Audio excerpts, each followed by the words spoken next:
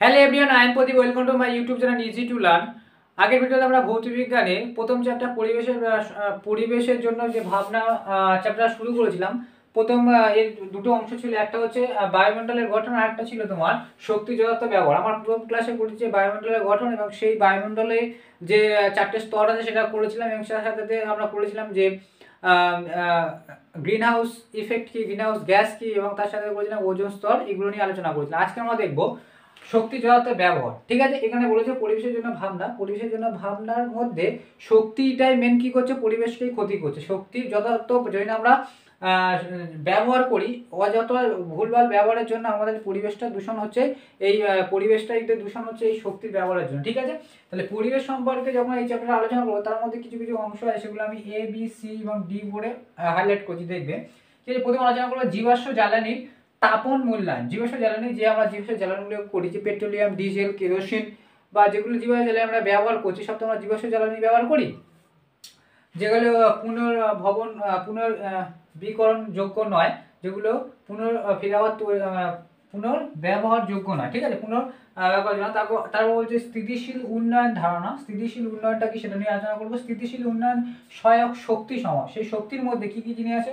সৌরশক্তি, বায়ুশক্তি, জলশক্তি, বায়ো মাস বা জীবভর, bio gas শক্তি এবং বায়ো ফুয়েল। ঠিক আছে, আরটা আছে শক্তির উৎস হিসাবে কয়লার খনির মিথেন এবং মিথেন হাইড্রেট। ঠিক আছে, এই মান চারটে পয়েন্ট। তাহলে আমরা প্রথম এখন শুরু করবো কি জীবাশ্ম জ্বালানি তাপন মূল্যায়ন। জীবাশ্ম জ্বালানি তাপন মূল্যায়ন বলতে, ধরো নাও তুমি যদি তোমরা দেখেছো, যদি তুমি কোনো রান্নার কাজে যদি গ্রামের ক্ষেত্রে হয়ে থাকো, দেখবে গ্রামেতে যদি কাঠ একটা পোড়াও আর পাতা আছে না, পাতা যেগুলো হয় পাতা পোড়াও, তাহলে পাতা পোড়ালে যতটা শক্তি উৎপন্ন হয়, কাঠ পোড়ালে ততটা শক্তি উৎপন্ন হয়। তোমরা বুঝতে পারছো? মানে যে জিনিসের একক দেবো, মানে ধরো নাও 1 কেজি পাতা আর 1 কেজি ধরো নাও কাঠ। 1 কেজি কাঠ থেকে 1 কেজি কাঠ পড়লে যতটা তাপ উৎপন্ন হবে, তার তুলনায় 1 কেজি পাতা পড়ালে তার থেকে কম তাপ উৎপন্ন হয়। মানে বলতে আছে একক পরিমাণে জীবাশ্ম জ্বালানি যে পরিমাণ তাপ দেয়। ঠিক আছে, তাহলে কাঠের তাপ, গাছের ক্ষেত্রে যদি আমি বলি, গাছের পাতার তুলনায় কাঠের তাপন মূল্যায়ন বেশি, তাপন মূল্য বেশি। কারণ হচ্ছে 1 কেজি কাঠে যার না তাপ দেবে, 1 কেজি পাতা ততটা তাপ দেবে না। ঠিক আছে, তাহলে একক দ্রব্যের বলেছে। ঠিক আছে, একক পরিমাণে কোনো জীবাশ্ম জ্বালানি যত পরিমাণ তাপ শক্তি দেয়, যত পরিমাণ তাপ শক্তি, তাকে বলা হয় সেই জীবাশ্ম জ্বালানির তাপন মূল্যায়ন। যখন আমরা যেরকম ব্যবহার করি, কি করি, কয়লার যেরকম তাপন মূল্যায়ন 25 থেকে কত হয়, প্রায় 25 থেকে 39 কেজি জুল পার গ্রাম। ঠিক আছে, মানে আমি বলেছি একক পরিমাণে, যেরকম আমি গ্রামে ধরছি। ঠিক আছে, গ্রামে ধরছি। এই তাপন মূল্যায়নের দুটো একক হয়ে থাকে, একটা সিজিএস পদ্ধতি এবং এসআই পদ্ধতি। ঠিক আছে, সিজিএস পদ্ধতি এবং এসআই পদ্ধতিতে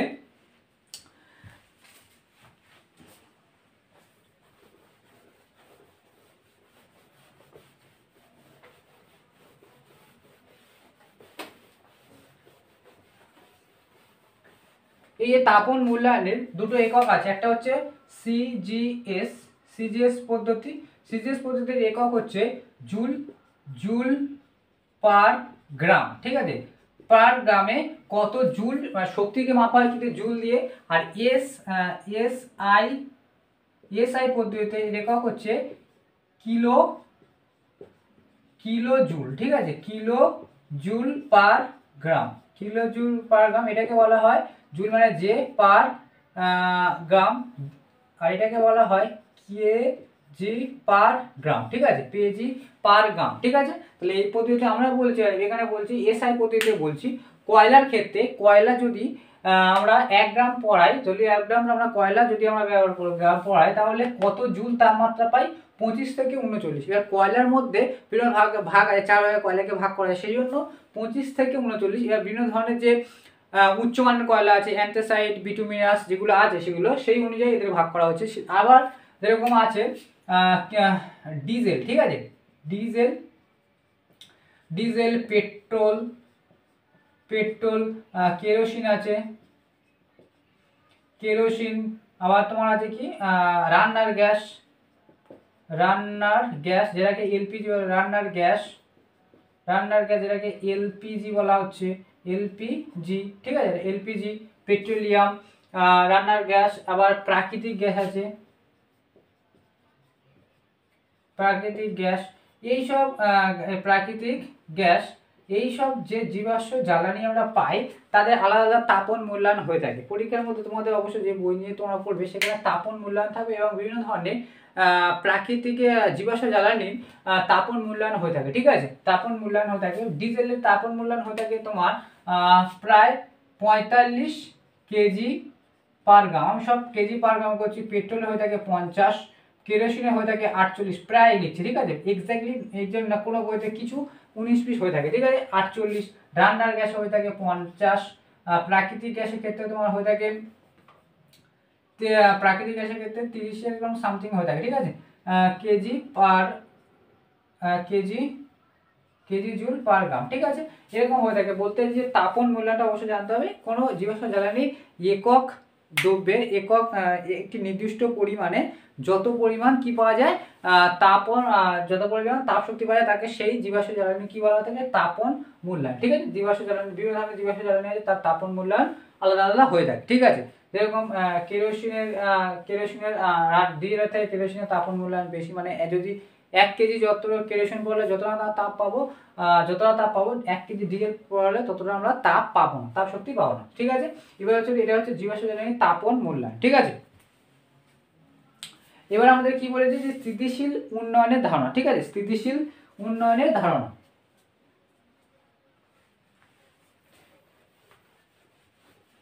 স্থিতিশীল উন্নয়ন বলতে কি বলছে ভালো করে বুঝো। স্থিতিশীল উন্নয়ন বলতে বোঝাচ্ছে যে আমরা যে শক্তি যে ব্যবহার করি, পেট্রোল, ডিজেল, কেরোসিন, কয়লা, যেগুলো আমরা ব্যবহার করছি, ঠিক আছে, এই যে ব্যবহারটা কি করে করতে হবে, ব্যবহারটা কিভাবে যথা উপযুক্তভাবে ব্যবহার করতে হবে। যথা উপযুক্তভাবে ব্যবহার করতে, ধরো নাও যদি আমরা বিদ্যুৎ ব্যবহার করে থাকি, যে বিদ্যুৎ ধরো না কে ঘরের মধ্যে নেই, বিদ্যুতের লাইটটা জ্বালিয়ে রাখলো বা ফ্যানটা চালিয়ে রাখলো, এখানে কি বলছে, এখানে বিদ্যুতের অপচয় হচ্ছে, ঠিক আছে, বিদ্যুতের অপচয় হচ্ছে। তো বিদ্যুতের অপচয়, এই যে বিদ্যুৎটা আমরা খরচ করছি কোনো কাজেই লাগে না, এরকম আমরা খরচ করছি, সেরকমভাবে পেট্রোল, ডিজেল, কেরোসিন বা কয়লা প্রচুর পরিমাণ আমরা কি করছি, উত্তোলন করছি, ঠিক আছে, সেটাকে আমরা সঠিক মাত্রা ব্যবহার করছি না, ঠিক আছে, সঠিক মাত্রা বা বৈজ্ঞানিক পদ্ধতিতে যে যতটা আমরা ব্যবহার করলে, যতটা আমাদের কম ব্যবহার করে বেশি শক্তি পাই সেরকম আমরা ব্যবহার করছি না, ঠিক আছে। তো শক্তি যদি আমরা যতটা যদি আমরা বেশি উত্তোলন করি এবং নিজের চাহিদার তুলনায় যদি আমরা বেশি ব্যবহার করে থাকি, ধরুন ঘরে মধ্যে ফ্যান চলছে, নেই কেউ বা লাইট জ্বলছে, এটা তো আমাদের প্রয়োজনে, তবু আমরা এক্সট্রাভাবে এটাকে ইউজ করছি। সেরকমভাবে ডিজেল, পেট্রোল, যে ধরুন একটা মানুষের জন্য এখন যেরকম যানবাহন বেড়ে গিয়েছে, তাহলে সেরকম পেট্রোলিয়াম, ডিজেলের চাহিদা বেড়ে গিয়েছে। তাহলে মানুষের চাহিদা অনুযায়ী কারো যদি এত ধনী হলো যে একটা বাড়িতে 4টে গাড়ি থাকলো, একটা বাড়িতে একটাই গাড়ি থাকলো বা 2টো গাড়ি থাকলে হয়ে যায়, কিন্তু সেই 4টে গাড়ি রাখলো, তাহলে এখানে কি হচ্ছে, ওই যে 4টে লোক 4টে গাড়ি নিয়ে বেরোচ্ছে, 4টে লোক যদি একটা গাড়িতে বেরোয় তাহলে কি হয়, ওই একটা গাড়িতে যে যতটা ডিজেল বা পেট্রোল পুড়ছে 4টে গাড়িতে যতটা ডিজেল তার তুলনায় কম হতো। তাহলে এই যে অপচয়গুলো, মানুষের যত যত টাকা পয়সা তারা রিল্যাক্সেশন এবং বিভিন্ন ধরনের অপচয় আমরা শুরু করেছি, ঠিক আছে। এই অপচয়কে রোধ করতে বলছে যে স্থিতিশীল উন্নয়ন বলতে বোঝাচ্ছে যে আগামী প্রজন্মের কথা, ঠিক আছে, আগামী প্রজন্মের কথা চিন্তা করে এবং আগামী যেরকম এখন বলা হচ্ছে যে এখন যদি যেভাবে আমরা উত্তোলন করছি কয়লা বা যে প্রাকৃতিক জীবাশ্ম জ্বালানি, যে কয়লা, পেট্রোলিয়াম যেভাবে উত্তোলন করছি, এভাবে যদি আমরা উত্তোলন করতে থাকি, তাহলে একটা সময় একটা বছরে বলে যে 50 বছর, বা ধরো আজ থেকে এখন 2000 তোমার চলছে 25, ধরো না 2035 তোমার 75 বা 50-এর দিকে কয়লা, পেট্রোল অনেকটাই ঘাটতি হবে, যা ভবিষ্যৎ প্রজন্মের কাছে একটা চ্যালেঞ্জিং হয়ে দাঁড়াবে, ঠিক আছে। ভবিষ্যৎ প্রজন্মের চ্যালেঞ্জিং, যাতে তাদের শক্তি কীভাবে পাবে, ঠিক আছে, সেই কথা হিসাব করে আমাদেরও কি করতে হবে, আমাদেরও বাঁচতে হবে এবং ভবিষ্যৎ প্রজন্মের কথাও চিন্তা করতে হবে। বলছে স্থিতিশীল উন্নয়ন মানে হচ্ছে যে উন্নয়ন এখনকার মানব সভ্যতাকে বাধা দেবে না, কিন্তু পরবর্তী প্রজন্মের উন্নয়নকেও বাধা দেবে না, ঠিক আছে। মানে তার মানে বোঝাতে আছে যে স্থিতিশীল উন্নয়ন হচ্ছে সেই উন্নয়ন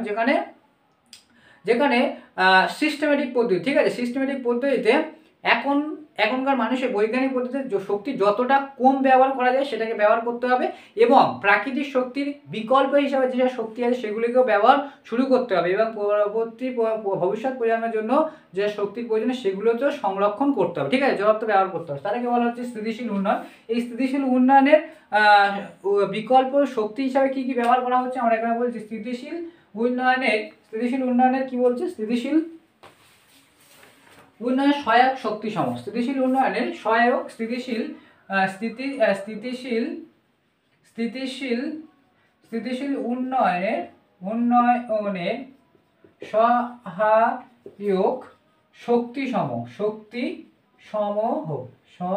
শক্তি সমূহ, ঠিক আছে। স্থিতিশীল উন্নয়নের সহায়ক শক্তি সমূহ মানে এই যে স্থিতিশীল উন্নয়নের জন্য আমরা বলতে পারি যে এখনকার যে জীবাশ্ম জ্বালানি যে প্রাকৃতিক জিনিসগুলো আমরা ব্যবহার করছি এগুলো কি হচ্ছে, এগুলো পুনর্ব্যবহারযোগ্য নয়। যে আমরা পেট্রোল, ডিজেল, কয়লা এগুলো একবারই ব্যবহার হবে, এগুলো আবার তৈরি করা যায় না, পুনর্বীকরণযোগ্য নয়। পুনর্বীকরণ মানে যে জিনিস আমরা নিজেভাবে আবার তৈরি হতে পারে। যেরকম ধরে নাও সৌরবিদ্যুৎ কখনো শেষ হবে কি? সৌরবিদ্যুৎ আসছে, সেটাকে ব্যবহার করলে ফেরত হবে। যেরকম জলবিদ্যুৎ, যদি জলের গতিকে কাজে লাগিয়ে সেখানে টারবাইন গড়িয়ে তাহলে আমরা বিদ্যুৎ তৈরি করতে পারি। তো জলের শক্তি, জল কি কখনো শেষ হবে? এটা পুনর্বীকরণযোগ্য, ঠিক আছে। বায়ু শক্তি, ঠিক আছে, এইগুলো হচ্ছে পুনর্বীকরণ মানে নতুনভাবে তৈরি হয়, এগুলো শেষ নেই। কিন্তু কয়লা, পেট্রোল এগুলো পুনর্বীকরণ যোগ্য নয়, মানে এগুলো শেষ হয়ে যায়। সেগুলো বলছে স্থিতিশীল উন্নয়নের সহায়ক শক্তি সমূহ। যে সহায়ক শক্তি সমূহ মানে কোন শক্তিগুলো আমাদের স্থিতিশীল উন্নয়নে সহায়ক করবে, তার মধ্যে প্রথম আছে সৌরশক্তি, ঠিক আছে। সৌরশক্তি তোমরা জানো, এখন অবশ্যই দেখেছো যে সোলারের মাধ্যমে প্রতিটা এখন বিশ্ব উষ্ণায়ন যেভাবে বাড়ছে, যেরকম গ্লোবালাইজেশন যেটাকে বলা হচ্ছে, গ্রিন হাউস ইফেক্ট যেগুলো হচ্ছে, এর কারণ হচ্ছে যে অত্যাধিক আমরা জীবাশ্ম জ্বালানি ব্যবহারের ফলে carbon die oxide, nitrous oxide, methane এইসব গ্যাসগুলি মাত্রা বৃদ্ধি পাচ্ছে, ঠিক আছে। Carbon die oxide, methane, nitrous oxide, এইসব গ্যাসের অত্যাধিক বৃদ্ধির ফলে কি হচ্ছে, গ্লোবালাইজেশন বৃদ্ধি পাচ্ছে, পৃথিবীর তাপমাত্রা বৃদ্ধি পাচ্ছে। কি করে সেটা আমরা আগের পিরিয়ড করেছি। পৃথিবীর তাপমাত্রা বৃদ্ধি পাওয়ার জন্য যেসব মেরু প্রদেশের যেসব হিমবাহ রয়েছে, বরফ রয়েছে, সেগুলো কি গলতে শুরু করার পরে জলস্তর বৃদ্ধি পেতে শুরু হয়েছে।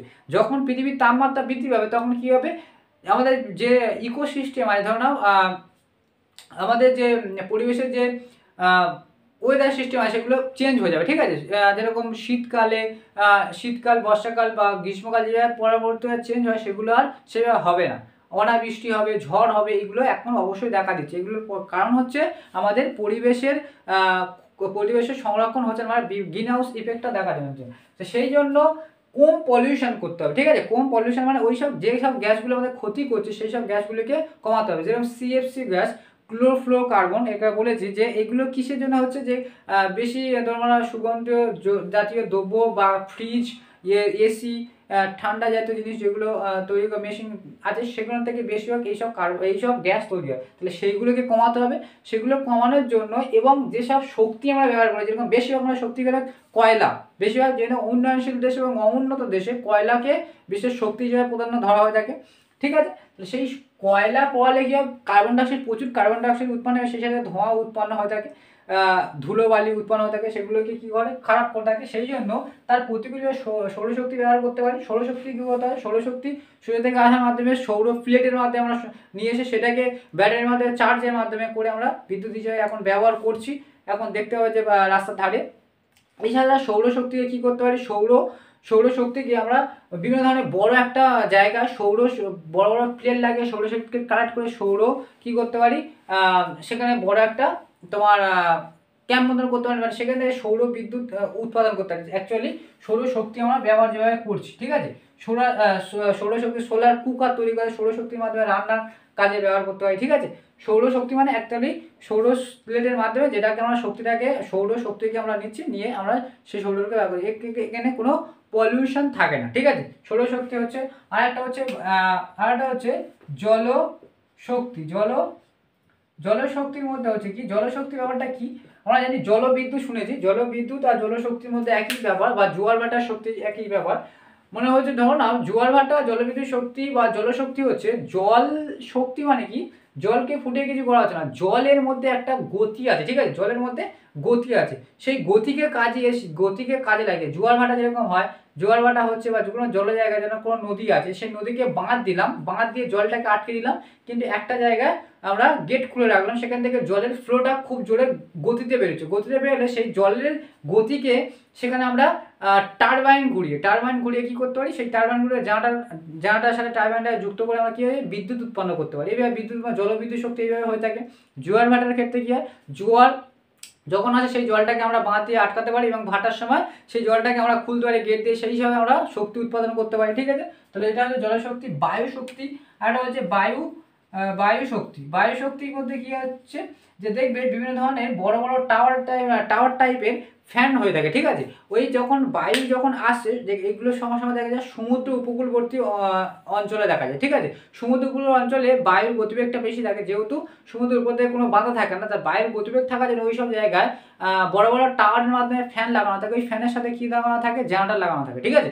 জেনারেটরের মাধ্যমে তো আমরা বিদ্যুৎ শক্তি উৎপন্ন হয়, যা আমরা বিদ্যুৎ পাই, গিয়ে বিদ্যুৎ শক্তি ওখান থেকে পাওয়া যায়। তাহলে ওখান থেকে যদি আমরা বায়ুকে ব্যবহার করি, মানে ওই বায়ুটা বড় ফ্যান ঘুরলেই কি হবে, ফ্যানের সাথে সাথে টারবাইনটা ঘুরছে, ফ্যানের সাথে ফ্যানটা ঘোরার ফলে টারবাইন ঘুরছে, আর টারবাইনের সাথে কি জেনারেটরটা আছে, জেনারেটরটা ঘুরছে, এইভাবে বিদ্যুৎ আমরা উৎপাদন করতে পারি। আর একটা বলছে জীবভর, একটা বলছে জীবভরটা কি, জীবভর জিনিসটা হচ্ছে, এই জিনিসটা নতুনত কিছু না, দেখবে আমরা জীবভর হচ্ছে সেই সব জিনিস যেগুলোকে আমরা ডাইরেক্ট আমরা জীব ভর থেকে যে শক্তিগুলো পাই, ধরুন গাছের কাঠ থেকে গাছ মানে আমরা যেগুলো গ্রামের দিকে হয়ে থাকে রান্নার কাজে, উনানের কাজে কি হয়ে থাকে, কাঠ পোড়ানো হয়ে থাকে, ঠিক আছে। কাঠ পোড়ানো যেগুলো হচ্ছে জীব ভর, যেন খড়, মানে জীবকে ডাইরেক্ট আমরা যেগুলো শক্তি হিসাবে ব্যবহার করি, খড়, ধরুন আবার তোমার ঘুঁটে হয়ে থাকে, গোবরটাকে শুকিয়ে আমরা ঘুঁটে হিসাবে গ্রামের দিকে ব্যবহার করা হয়ে থাকে, ঠিক আছে। তো এইগুলো হচ্ছে জীবভর। আবার কি করা হচ্ছে,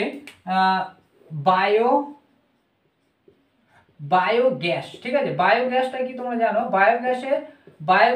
বায়োগ্যাসটা হচ্ছে তোমরা জানো, বায়োগ্যাস হচ্ছে যে এমন কিছু জিনিস যেগুলো আমরা অপচয় করছি, সেইগুলোকে সেখান থেকে অ্যাকচুয়ালি তুমি দেখবে কোনো জায়গায় যদি ওই মানে আবর্জনা থাকে, সেখান থেকে দুর্গন্ধ বেরো না, বেরোয়, ঠিক আছে। তো দুর্গন্ধ হচ্ছে সেখান থেকে নতুন কোনো ধরনের গ্যাস বেরোয়, অ্যাকচুয়ালি বিভিন্ন ধরনের গ্যাস উৎপন্ন হয়। কোনো বর্জ্য জিনিস যদি আমরা এক জায়গায় রেখে দিই আর সেখানে যদি জল থাকে, বিক্রিয়া করা আরম্ভ করে, জলের সাথে যদি বর্জ্য প্রবাহ থাকে, যেটা বিক্রিয়া করতে আরম্ভ করে, ঠিক আছে। বিক্রিয়া করা আরম্ভ করে বিভিন্ন ধরনের গ্যাস উৎপন্ন হয়। তাহলে সেই যে গ্যাস উৎপন্ন, সেগুলোতে বিভিন্ন ধরনের গ্যাস থাকে, ঠিক আছে। কার্বন ডাইঅক্সাইড থাকছে বা মিথেন থাকছে, বিশেষ করে মিথেন গ্যাসটা হচ্ছে শক্তির একটা বহুত বড় উৎস, ঠিক আছে। শক্তির একটা ভবিষ্যৎ প্রজন্মের মিথেন গ্যাসকে বহুত বড় উৎস হয়ে থাকে, ঠিক আছে। তাহলে মিথেন গ্যাস উৎপন্ন থাকে, সেরকমভাবে একটা আমাদের বায়োগ্যাসের মধ্যে একটা তোমার আছে মিথেন গ্যাস, সেটা হচ্ছে গোবর গ্যাস বলা হয়ে থাকে। গোবর গ্যাসের কি করা হয়, বড় একটা তোমার টানেল করা হলো বা কিছুই করা হলো, তার মধ্যে গোবর দেওয়া হলো, গোবরের সাথে সাথে জলও দেওয়া হলো, এবং তার মধ্যে কি হয়, পোস্ত থাকে, এবং পোস্ত থাকলে কি হয়, বিভিন্ন ধরনের গ্যাস উৎপন্ন হয়। সেই গ্যাসটাকে বিভিন্ন পদ্ধতিতে আমরা সেখানে কালেক্ট করতে হয়, এবং কালেক্ট করে সেখান থেকে মেন গ্যাসটা বেশি বেরোয় তোমার, এখানে কালেক্ট করা মিথেন গ্যাস। আর মিথেন গ্যাসই শক্তির একটা বড় উৎস, মিথেন গ্যাসই শক্তি হিসেবে ব্যবহার করা হয়, ঠিক আছে। এটা হচ্ছে বায়োগ্যাসের সাথে তারা বলছে বায়োফুয়েল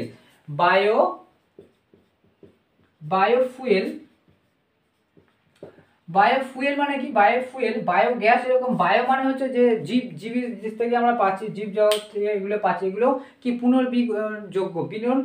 বিকরণ যোগ্য শক্তি, বায়োগ্যাস বা বায়ু শক্তি, এগুলো মানে এই বায়োগ্যাসটা হচ্ছে মানে এগুলো আমরা তৈরি করতে পারি, বর্জ্য পদার্থ এক জায়গায় কালেক্ট করে সেটাকে আমরা পচিয়ে আমরা এইগুলো তৈরি করতে পারি। বায়োফুয়েল হচ্ছে গ্যাসোলিন, মিথালিন,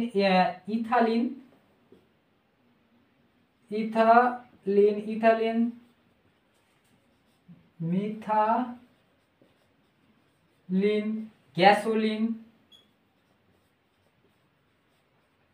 এগুলো কি হয়, বিভিন্ন ধরনের মিথালিন বা গ্যাসোলিন, এগুলো কি করতে হয়, বা বায়োডিজেল মানে এগুলো হচ্ছে বিভিন্ন ধরনের উদ্ভিজ্জ যেরকম আখ থেকে, যেমন কোনো জায়গায় উদ্ভিজ্জ মিষ্টি জাতীয় পদার্থ, ধরো নাও ধানের মধ্যে, তোমার আবার আখের মধ্যে এগুলো যে কার্বোহাইড্রেট জাতীয় যেসব জিনিস, ভুট্টা, গম এদের মধ্যে যে সিডগুলো আছে তার মধ্যে কি মিষ্টি ভাগ থাকে, যেখানে মিষ্টি জিনিসটা থাকছে সেখান থেকে কি হয় ইথাইল এবং মিথাইল তৈরি করে, মিথাইল তৈরি করা যায়। ঠিক আছে, ইথাইল অ্যাকচুয়ালি অ্যালকোহল টাইপের। ঠিক আছে, এগুলো তৈরি করা হয়। এইগুলো কি হয়, এইগুলো অ্যালকোহল, এইগুলোকে আবার বিক্রিয়ার মাধ্যমে ফিরে আবার এইগুলো গ্যাস হলে এগুলো উৎপাদন করা হয়। এগুলো কি হয় অ্যাকচুয়ালি উদ্ভিদকে, ঠিক আছে, যেরকম আখ থেকে হলো, ধানের তুষ থেকে হলো, ধানের মধ্যে যে তুষ পাওয়া যাচ্ছে, গম, ভুট্টা এইসব জায়গা থেকে কি করা হয়, সেগুলো প্রসেসের মাধ্যমে ইথাইল তৈরি করা, মিথাইল এবং গ্যাসোলিন তৈরি করা, যেগুলো কি করা হয় শক্তি হিসাবে মানে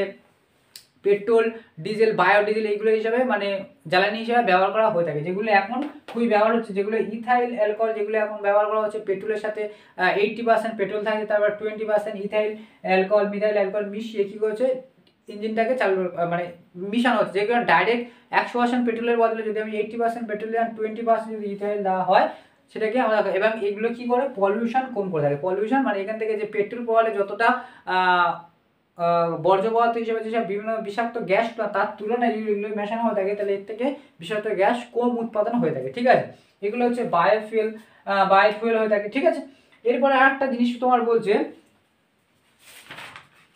শক্তির উৎস মিথেন এবং মিথেন হাইড্রেট।